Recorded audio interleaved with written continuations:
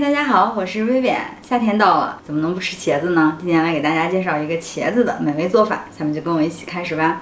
准备新鲜的圆茄2个，切头去尾，再切成厚片儿，然后像视频中这样切至接近底部的位置，不要切断。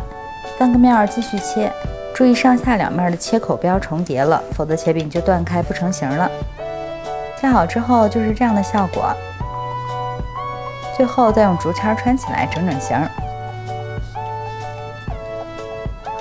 下锅前呢，要先淋上蛋液，记得每个缝都要淋上哦。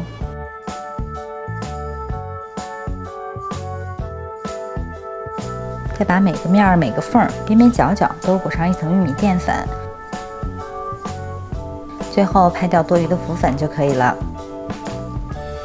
油热后下入茄子开始炸。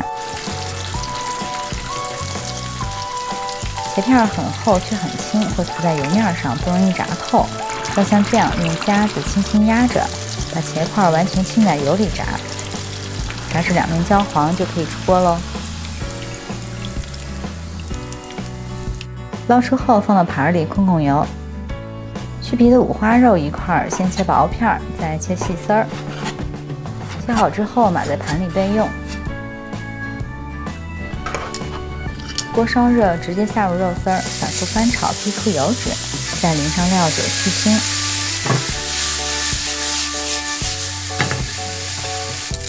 下入葱姜蒜炒香，再加些小米辣。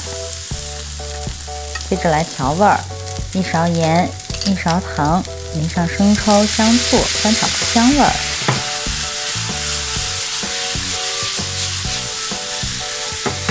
再加点老抽上色。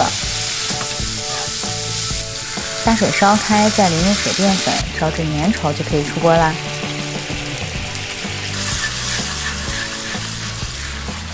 趁热淋在茄子上，这道美味的酥炸茄子就可以享用啦。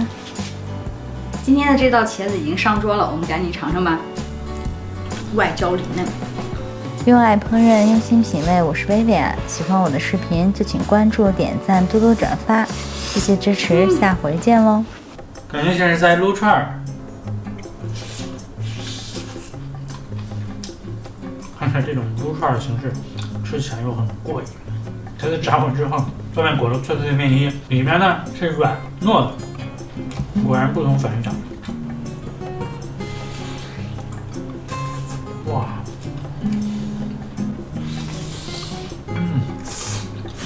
香。